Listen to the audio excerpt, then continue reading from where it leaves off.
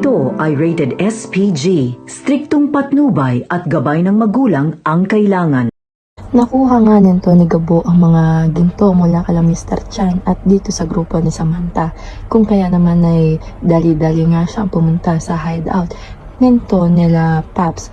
At nang makarating nga siya sa labas ng hideout nila Paps ay nag-isip nga siya kung isusoli pa nga daw niya ang mga gintong nakuha niya dahil nga maaari nga nitong mapabago ang kanilang buhay at maiahon sila sa kahirapan. At nang decide na itong si Gabo na isusoli na nga lang daw niya itong ginto kala Paps kapalit ng 100,000 ay ginawa na nga lang daw niya ang nararapat nang mapagpaggamot na nga lang daw niya ang kanyang ama. At nang makarating nga siya dito sa ospital ay agad-agad niyang ginamot ng kanyang ama at inoperahan. At ilang saglit nga lang ay natapos nga ang operasyon nito ni Rudy. At laking pasasalamat nito ni Pechay dito nga kay Gabo.